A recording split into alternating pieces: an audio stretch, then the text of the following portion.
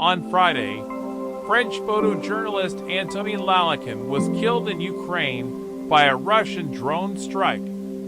At just 38 years old, he had spent years documenting conflict and human rights issues, particularly in Ukraine, since the start of the Russian invasion. His death highlights the growing dangers journalists face on the front lines, where telling the truth has itself become a life-threatening mission.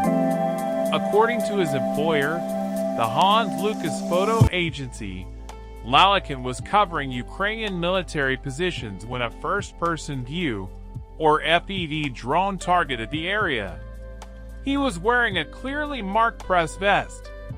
A Ukrainian journalist, Georgy Ivanchenko, was also injured in the same attack. French President Emmanuel Macron expressed deep sadness and called Lallican a victim of a deliberate Russian drone strike. Ukraine's foreign ministry also paid tribute, while rights groups again raised alarms about the dangers of covering this war. Lallican's death is not an isolated tragedy. Over the past 2 years, dozens of journalists have been killed in Ukraine, many by airstrikes or drone attacks.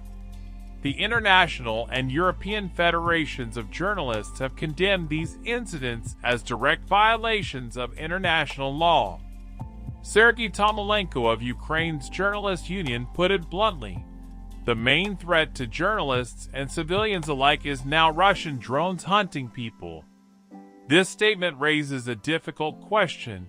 If even accredited, clearly identified reporters are no longer safe, what does that mean for freedom of the press in active war zones?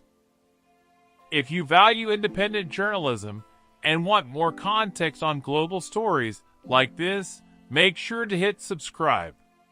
We bring you weekly analysis on conflicts, human rights, and international affairs. For audiences in the US, UK, and Canada, Lallican's death is a stark reminder of the price paid for frontline reporting. The images and stories we see on our screens often come at the ultimate cost. Drones are changing modern warfare inexpensive, precise, and increasingly used to target not only soldiers, but also civilians and now journalists. This shifts the battlefield and poses new moral and legal challenges for the international community.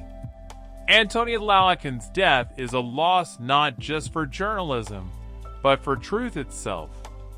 As long as conflicts continue, the question remains: how can the world protect those who risk everything to tell the story? Thanks for watching. Don't forget to subscribe for more concise, global analysis.